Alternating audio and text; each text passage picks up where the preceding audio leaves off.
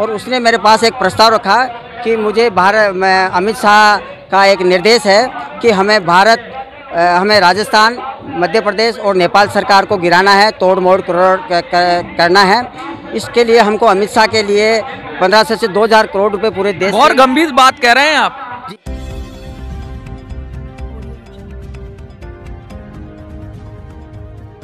नमस्कार साथियों, मैं मनोज सुराजी स्वागत करता हूं आपका मिनी संसद के मंच पे। लगातार देश के अंदर जो उच्च पदों पे लोग बैठे हुए हैं उनके नाम का दुरुपयोग करके अवैध वसूली जारी है, और जब कोई इसके खिलाफ आवाज उठाता है तो उसको पूरी ताकत से दबा दिया जाता है, कुचल दिया जाता है। लेकिन अगर उस जगह पर कोई समाज सेवी या जो ऐसा व्यक्ति जो डरता नहीं है प्रशासन से, तो वो अपनी आवाज को बुलंद करता है। ताजा घटनाक्रम कुछ ऐसा ही है। हम बात करेंगे कि देश के गृह मंत्री अमित शाह जी के नाम के दुरुपयोग के बारे में।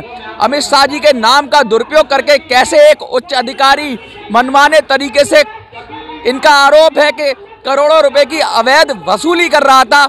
आइए प्रकरण जानते हैं। सर, आपका नाम क्या है? मेरा नाम महावीर प्रसाद टोडी है और प्रथम और द्वितीय जो उपराष्ट्रपति नेपाल सरकार है उनके स्वीकृत कार्यालय में मैं विशेष सलाहकार हूं। और भारत और नेपाल के बहुआयामी संबंधों के लिए हम लोग इंडो नेपाल समरसता सोशल मिशन यात्रा का आयोजन करते हैं।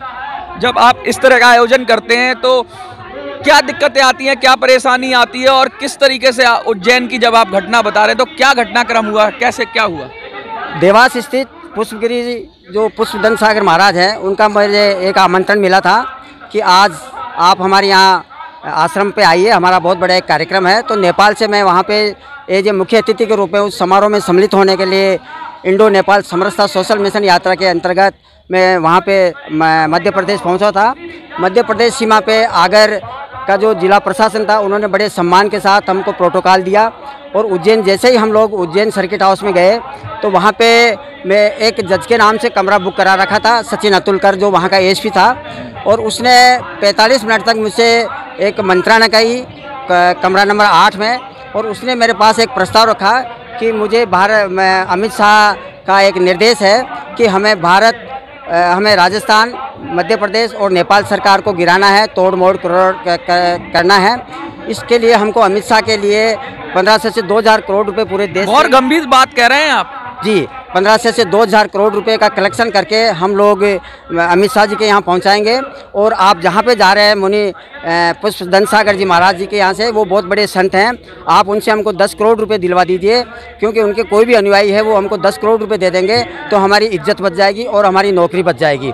जब मैंने ये प्रस्ताव ठुकरा दिया था, और उसी समय पुष्पदंत सागर महाराज जी का जो मैनेजर था मुनि सतीश जी, उनका मेरे पास फ़ोन आया था। तब मैंने कहा था कि यहाँ पे सचिन अतुलकर आया हुआ है और ये 10 करोड़ रुपए की जो मांग कर रहा है, इस पे आप क्या कह रहे हो? तो बोला कि ये ब्लैकमेलर हैं, पहले भी इस तरह के प्रस्ताव भेजे थे हमारे पास, आप उज्जैन मत रुको और डायरेक्ट देवास आ जाओ, अपन मीडिया को ये सब बातें बताएंगे और गृह मंत्री जी महोदय तक ये बात अपन पहुँचाएँगे। इस सिलसिले को लेकर जब अमित शाह ने कहा कि हम आपको प्रलोभन देते हैं, हम गृह मंत्री जी से आपको मिलाएंगे, आपको राज्यसभा की सीट भी दिलाएंगे, तो मैंने उसके थप्पड़ रख दिया था। अमित शाह आपने उसके थप्पड़ मार दिया? सचिन अतुलकर के मैंने थप्पड़ रख दिया था। मैंने थप्पड़ इसलिए रखा था कि वो भारत और नेपाल के जो संबंध है उसको खराब किया था और अमित शाह के नाम का दुरुपयोग करके अवैध वसूली का प्रयास कर रहा था। उसके बाद क्या हुआ? उसके बाद उन लोगों ने सर्किट हाउस से हमारा अपहरण करके अज्ञात स्थान पर ले गए। अज्ञात स्थान पर ले जाकर हमारे खिलाफ एक मुकदमा दर्ज किया। हमारे खिलाफ जो मुकदमा दर्ज किया उसमें हमारे ऊपर ये आरोप लगाया कि ये जो इंडो नेपाल समरसता सोशल मिशन यात्रा जो कर रहे हैं, राजनयिक संबंधों अधिनियम 1972 के अंतर्गत इनके पास फर्जी और कूट रचित दस्तावेज थे। जबकि हमारा जो अपराध था वो ये था कि मैंने सचिन अतुलकर के यहाँ थप्पड़ मेली थी गृह मंत्री जी के नाम का दुरुपयोग करने के लिए, उनका मान सम्मान रखने के लिए। भारत की प्रतिष्ठा को खराब कर रहे थे वो लोग, इसलिए मैंने उसके थप्पड़ रखी थी। जब हमारे खिलाफ प्रकरण दर्ज हुआ तो 3 आयोग 19 महीने तक हमारा कोई चालान पेश नहीं किया। और जब उन्होंने न्यायालय में आए तीनों आयोग, तो उन्होंने कहा कि हमने किसी दस्तावेज़ों की जांच नहीं की है और हमने किसी से कोई पूछताछ नहीं की है। और राजनयिक विदेश मंत्रालय ये कहता है कि राजनयिक संबंधों के कारण ये एफआईआर हो ही नहीं सकती जब तक भारत सरकार से आप अनुमति नहीं लोगे, नेपाल सरकार से अनुमति नहीं लोगे। तो महावीर प्रसाद टोडी के खिलाफ और इंडो नेपाल समरसता सोशल मिशन यात्रा के खिलाफ कोई अपराध नहीं बनता है, इनको उन्मुक्त रखा गया है। देखिए कितना गंभीर मामला है, कितनी गंभीर बात है कि जो हमारे विदेशों से या नेपाल से जो संबंध है उस पर सीधा सीधा आघात की बात है। और जो कहीं भी नहीं चूक रहे हैं ये लोग, अगर इनको कहीं किसी को भी किसी भी तरीके से करना हो तो पूरी तरीके से अपनी शक्तियों का दुरुपयोग कर रहे हैं। महावीर प्रसाद टोडी जी, कुलदीप शर्मा एडवोकेट हैं, प्रमोद, ये सब लोगों ने, इन लोगों ने समरसता, इंडो नेपाल समरसता ऑर्गेनाइजेशन और अंतर्राष्ट्रीय समरसता मंच के माध्यम से देश भर में कई ऐसे सामाजिक कार्यक्रम किए हैं, देखिए बड़ी साफ सी बात है, दुनिया में डॉक्टर चाहता है मरीज बढ़ें, वकील चाहता है केस बढ़ें, बिल्डर चाहता है मकान टूटें, पुलिस चाहती है झगड़े हों, नेता चाहते हों ऊटपटांग की उल्टी सीधी बातें हों जिससे राजनीति हो। लेकिन दुनिया में केवल एक टीचर, अध्यापक ऐसा है जो अपने सदैव बच्चों को आगे पढ़ाना, बढ़ाना, लिखाना चाहता है। महावीर प्रसाद टोडी जी और इनकी सारी टीम ने, कुलदीप शर्मा ने, कितने ऐसे इस देश के गरीब, दलित, शोषित, पीड़ित, मजदूर, मजलूम, शिक्षक, जिनका सम्मान जो उन्हें मिलना चाहिए था देश भर से नहीं मिल पा रहा था, ऐसे लोगों को चुना, ऐसे शिक्षकों को चुना।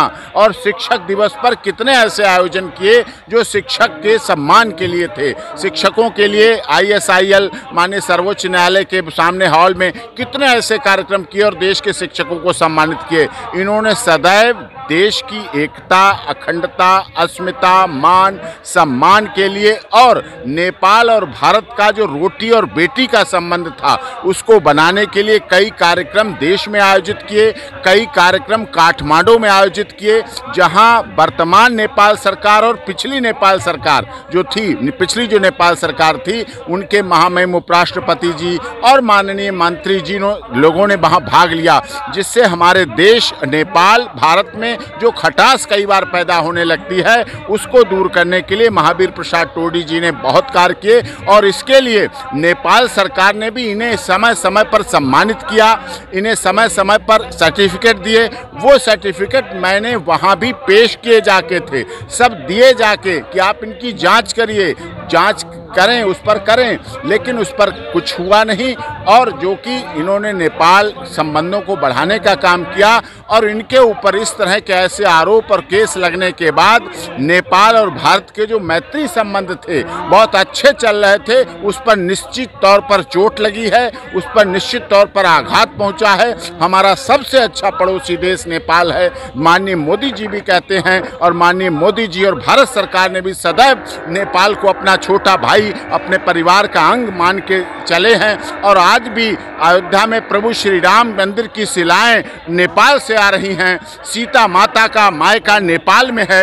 तो इस तरह से ये चीज, और इनके साथ जो भी हुआ गलत हुआ, अन्याय हुआ, अनजस्टिस हुआ, इलीगल हुआ, और इसके खिलाफ और इन्होंने जो धरना दिया है जंतर मंतर पर, और इसी के माध्यम से देश के महामहिम राष्ट्रपति महोदय को ये आज ज्ञापन देंगे, जिसमें मध्य प्रदेश सरकार से और जो इनके साथ राजस्थान सरकार द्वारा हुआ था उसके बारे में ज्ञापन देंगे। लोकतांत्रिक तरीके से शांतिपूर्वक अपनी बात कहने का प्रत्येक देश के नागरिक को अधिकार है।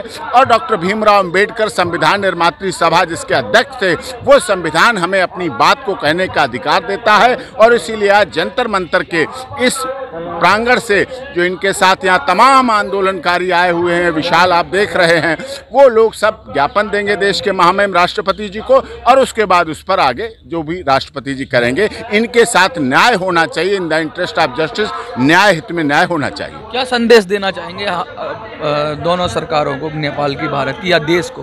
देखिए, हमारे जो अंतर्राष्ट्रीय समरसता मंच है और AP सिंह जी का हमारे काफ़ी सानिध्य रहा है, तो हम लोगों ने जो भारत और नेपाल के संबंधों को आगे बढ़ाया, और हमारा जो मिशन था कि भारत और नेपाल की जो वैदिक कालीन संस्कृति है इसका पुनरुत्थान हो, भारत पुनः वैदिक कालीन जगत गुरु के आसन पर पदस्थापित हो, और भारत को संयुक्त राष्ट्र संघ की सुरक्षा परिषद में वीटो पावर के साथ परमानेंट सीट मिले।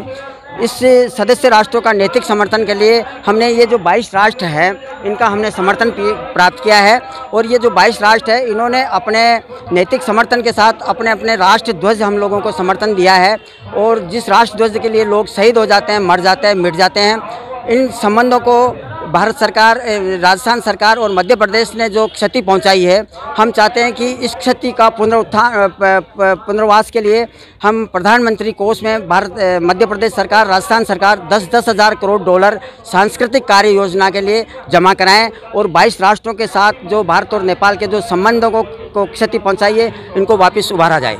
देखिए, लगातार ये अच्छे प्रांगण संबंधों की बात कर रहे हैं और ये मामला उठा रहे हैं।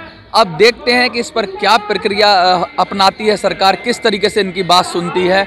अगर आपको लगता है कि ये जो बात कह रहे हैं वो दोनों देशों के लिए बहुत ही अच्छी है तो वीडियो को ज़्यादा से ज़्यादा शेयर करिए, वीडियो को ज़्यादा से ज़्यादा लाइक करिए, चैनल को सब्सक्राइब करिए।